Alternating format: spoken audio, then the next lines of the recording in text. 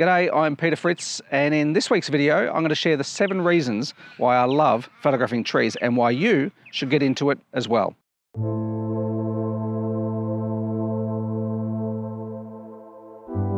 So the number one reason I love photographing trees is they're accessible. They're everywhere, well, pretty much everywhere, but they're much easier to access than a crystal blue lake or a row of pointy mountains or a raging waterfall. Trees are available to most of us most of the time, which means we can enjoy our photography more often. So number one reason is they're accessible.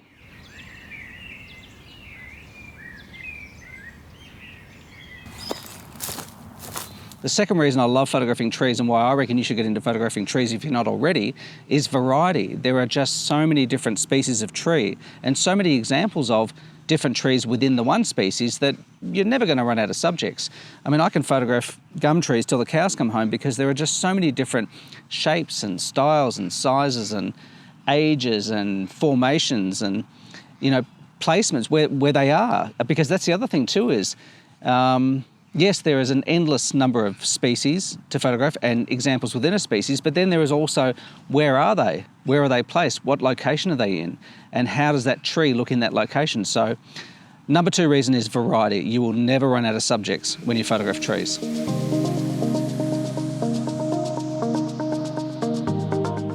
Another great thing is a lot of trees change as the seasons change.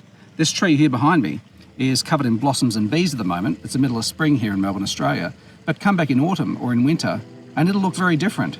So you can photograph the same tree at 2 or 3 different times a year and end up with 3 very different photographs, which is kind of cool.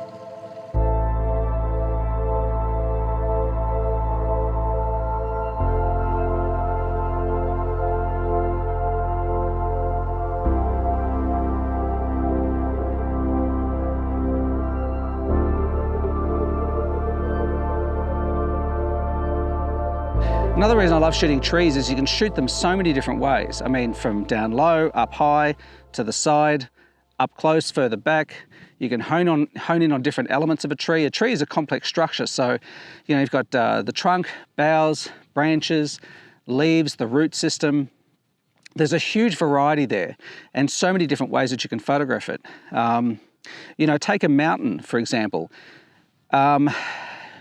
Yes, you could photograph it a number of different ways, but at some point you start to eliminate the important elements of the mountain that need to be in the image for it to be appealing, or you need to hike or drive a considerable distance to get another angle on that mountain. You know, same with waterfalls and things like that. You might have to traverse a dangerous river or scale a steep, you know, embankment just to get another view of that waterfall and get something unique. But a tree, you can walk around a tree, lay on your back and shoot, you know, pointing up, photograph it from every angle around, from different heights and with different lenses, and you can end up with 50 completely different photos of a tree. So it gives you a huge amount of scope to explore unique ways of capturing your subject. So it's yet another reason why I love photographing trees.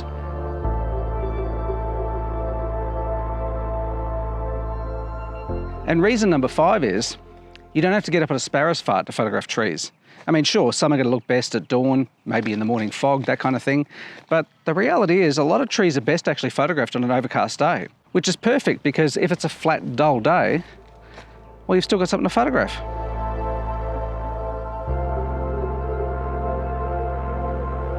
Reason number 6 is trees provide a refuge for animals.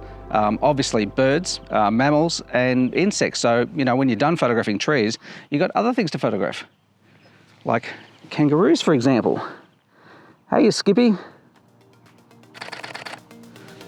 Lovely.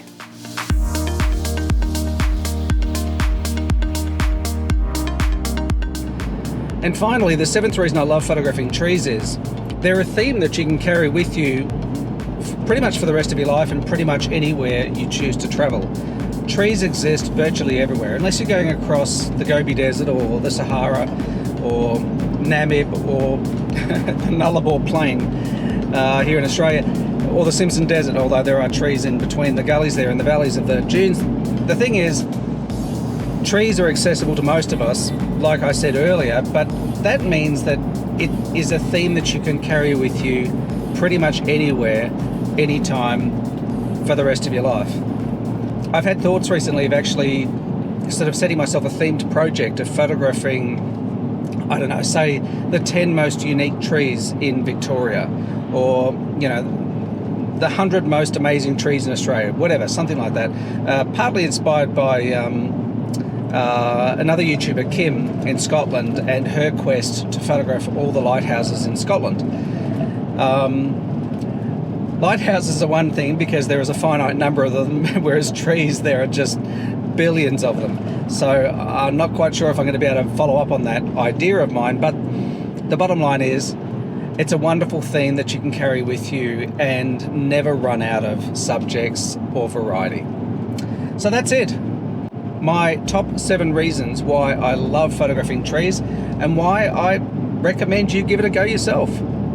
Anyway, that's it for me. Thanks for hanging out with me again. I enjoy your company and hopefully I'll see you again soon. If you like this video, make sure you give it a thumbs up. If you didn't like it, make sure you give it a thumbs down.